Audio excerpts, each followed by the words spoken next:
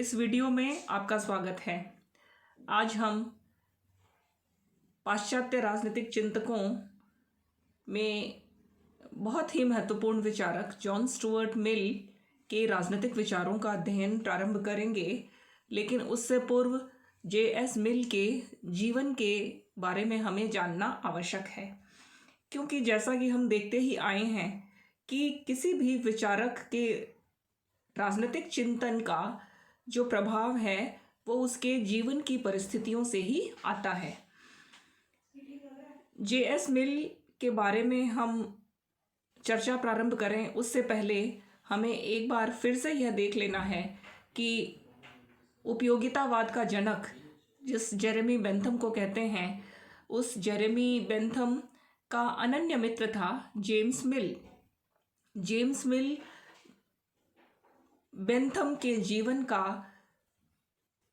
दिशा निर्धारक एक मित्र साबित हुआ और जेम्स मिल के संपर्क में आने के बाद ही बेंथम ने सामाजिक सुधारों के अपने कार्यक्रम को लागू करने का निश्चय किया था। इस प्रकार की जेम्स मिल और जेरेमी बेंथम की जो मित्रता थी वह आजीवन चलती रही और इसी जेम्स मिल का पुत्र था जॉन स्टुअर्ट मिल। इसलिए यह स्वाभाविक ही था कि जॉन स्टुअर्ट मिल के ऊपर भी बेंथम के उपयोगितावाद का बहुत गहरा प्रभाव पड़ता। बेंथम के राजनीतिक दर्शन को पूरी तरह से जे.एस. मिल के व्यक्तित्व में प्रारंभ से ही डालने का एक व्यवस्थित प्रयास जेम्स मिल ने किया था।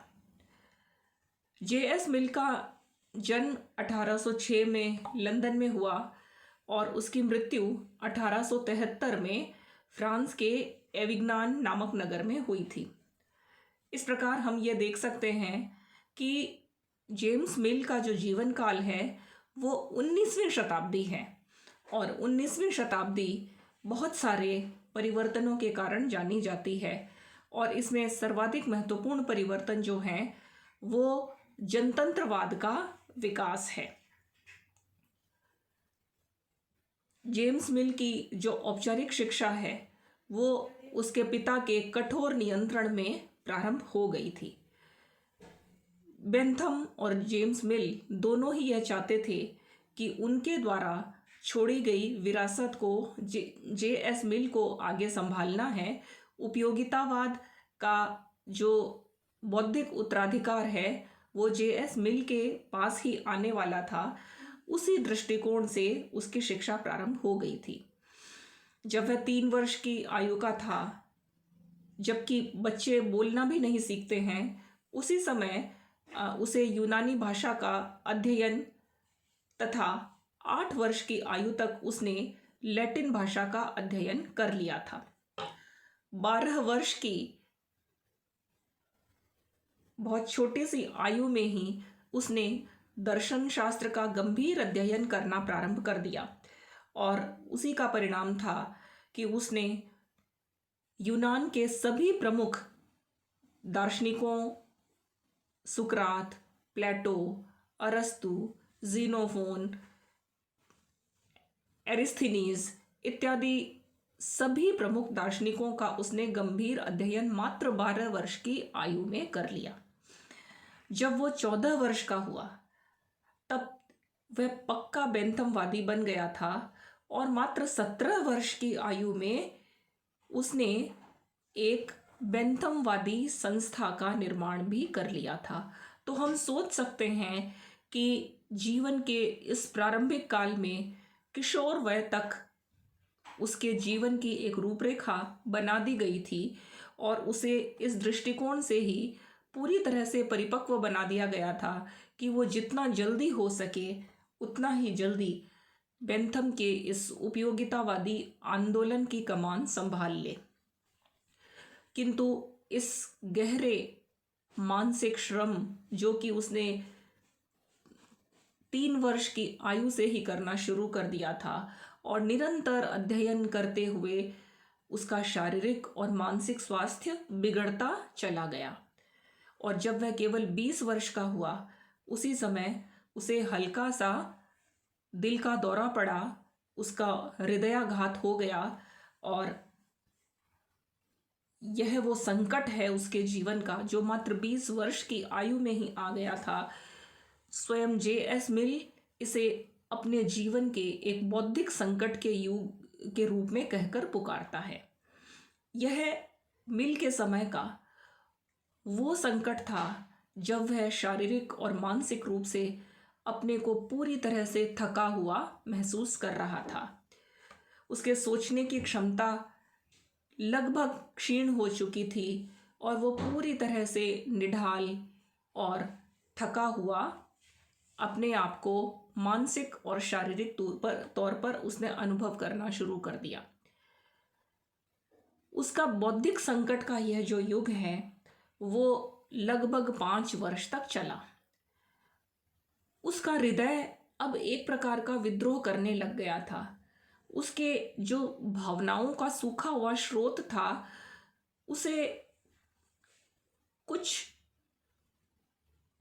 आवश्यकता थी कि उसे निर्मल और कोमल हृदय को छू सके।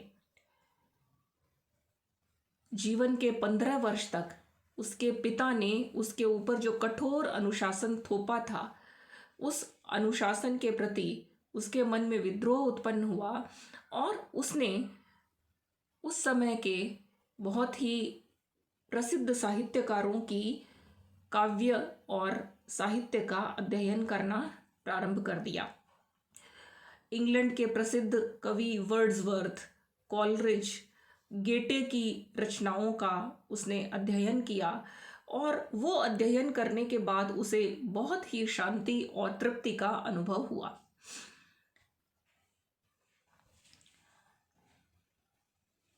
अब उसे इस बात का अनुभव हुआ कि जिस चीज को वो सत्य समझता था, जिस बेंथमवाद में वह कहीं शांति की खोज कर रहा था, वह वास्तव में एक मिथ्या कल्पना थी और सत्य की झांकी तो वास्तव में उसे इन काव्य कृतियों में मिली थी। इस काव्य और रचनाओं में उसे एक प्रकार के मानवीय तत्व का अनुभव हुआ जो कि केवल पशु आधारित भावनाओं तक ही सीमित नहीं है, वरन मनुष्यता को समझने में और उसके गौरव को समझने में उसे मदद मिली। जब वह 25 वर्ष का हुआ तब उसके जीवन में एक बहुत ही महत्वपूर्ण परिवर्तन आया और उसके जीवन की दिशा ही बदल गई। उसका संपर्क एक सुंदरी और बुद्धिमती श्रीमती हैरियट टेलर से हुआ और वह स्वयं इस बात को स्वीकार करता है कि उनके संपर्क में आने के बाद J.S. मिल के बौद्धिक संकट का अंत हुआ। मिसेस हैरियट टेलर के साथ उसकी मित्रता 20 वर्ष तक रही और अपने इस काल को वो सर्वाधिक मूल्यवान समय के रूप में समझता है और इस मित्रता को वो सबसे महत्वपूर्ण मित्रता मानता है। मिस्टर टेलर की मृत्यु के बाद मिसेस हैरियट टेलर ने J.S. मिल के साथ विवाह किया। इस प्रकार से उनकी जो मित्रता है, सुंदर मित्रता, वो एक सुंदर दाम्पत्य जीवन में परिणत हो गई। इस तरह से अपने जीवन के शुष्क प्रारंभिक वर्षों के विपरीत अब उसका जीवन बहुत ही सरस, प्रेममय और उदात्त भावनाओं से युक्त हो गया। वह मानवीय जीवन के उस आंतरिक गौरव को अनुभव कर सका था जो गौरव उसे मिसेस टेलर के संपर्क में आने से पहले कभी भी अनुभव नहीं हुआ था।